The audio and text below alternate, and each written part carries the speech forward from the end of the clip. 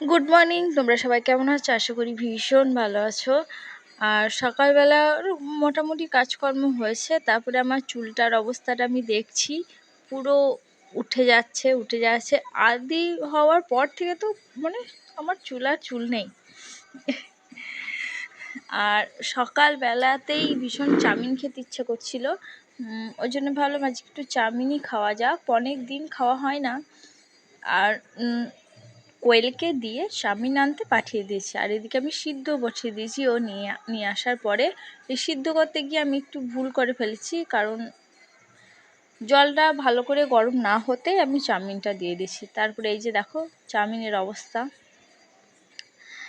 আর এদিকে সবজিগুলো কাটা হয়ে গেছে। প্রথমে শুকনো লঙ্কা দিয়েছি, কাঁচা লঙ্কা ছিল না সেই জন্য।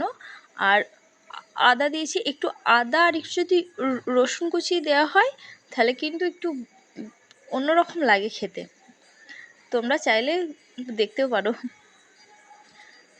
রসুনটা দেওয়া হয়নি, আদাটা সুন্দর করে একবারে ছোট্ট ছোট্ট করে কেটে দিয়েছি। ভালো করে ভাজার পরেই পেঁয়াজটা দিয়ে তারও সব সবজিগুলো দিয়ে একটু নুন আর হলুদ দিয়ে সুন্দর করে ঢাকা দিয়ে সবজিগুলো ভেজে নিচ্ছি আমি। আর চাউমিনে আমার সবজি না দিলে আমার একটু ভালো লাগে না খেতে।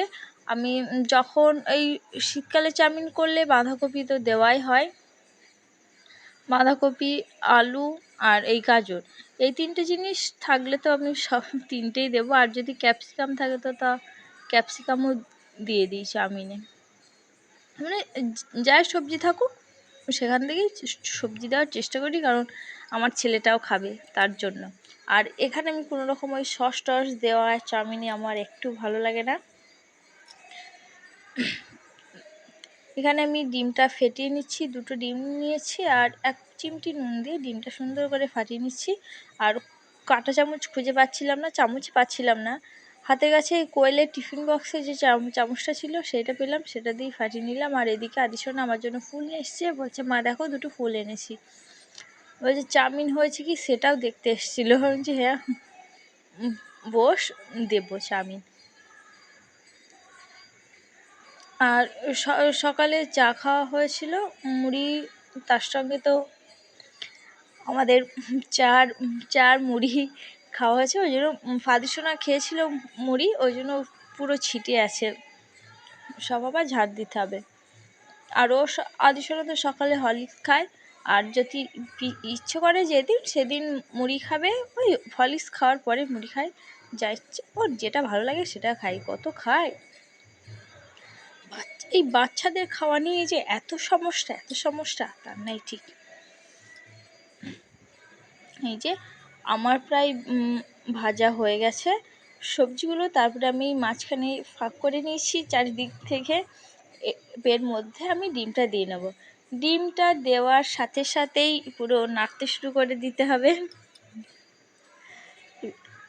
নেড়ে নেড়ে নাড়তে না শুরু করে দিলে হবে না, তাহলে বেশ সুন্দরভাবে সব সবজিগুলোর গায়ে লাগবে ডিমটা। সবজিগুলোর গায়ে লাগলেই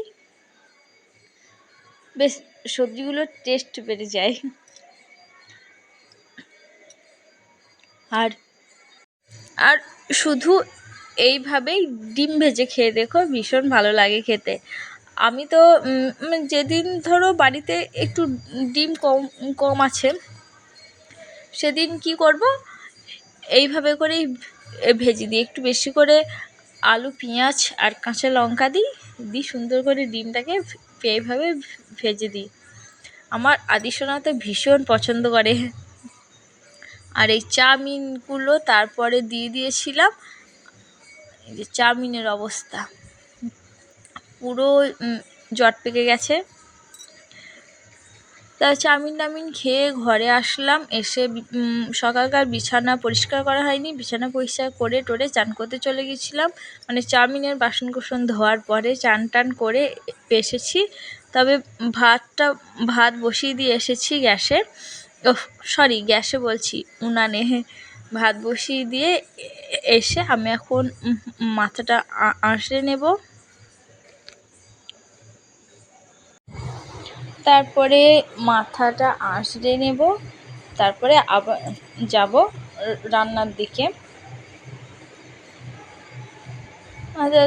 এই আমার শ্যাম্পু করার পর চুলটার যে অবস্থা হয়, মানে এতটা হারে ফাঁপে না, সবাই দেখে ভাববে যে অনেকটা চুল। দাঁড়াও ভালো করে জোরটা ছাড়িয়ে নিই, তারপর তোমাদেরকে পিছন ঘুরে দেখাবো যে কতটা চুল লাগে আমার। সামনেটা দেখেই বুঝতে পারছো। আর চুলের জোর, এই কোকড়া চুল আর যে কোনো চুলের জোর ছাড়াতে গেলে না, এই নিচের দিক থেকে জোর ছাড়ালে খুব তাড়াতাড়ি ছেড়ে যায়, আর চুলটাও কম ওঠে।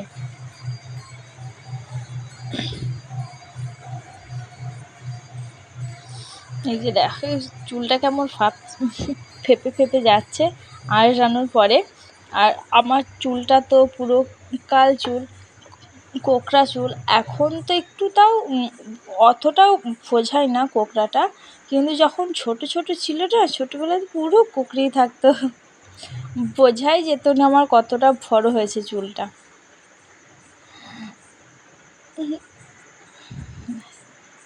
কোনো তারপরে তো মাথা আঁচড়ানো শেষ।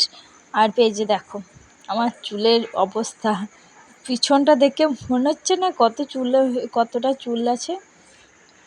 তারপরে বরমশাইয়ের ফোন আসে যে দোকানে আসতে হবে, দোকানে আসো। মাকে আমি বললাম দেখি মায়ের যদি স্নান করা হয়ে যায় তাহলে যাচ্ছি, না ছাড়া আমি ভাত বসিয়েছি। এবার শুধু ভাত হলেই তো হবে না, অনেকটা ভেলাও হয়ে গেছে।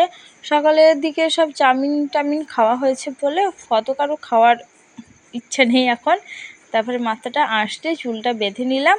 চলো দেখি মা কোথায় আছে, তারপরে দেখে দোকানে যেতে হবে বলবো কি, দেখো দোকানে চলে আসলাম। আর মা চান টান করে রান্না করতে বসে পড়লো।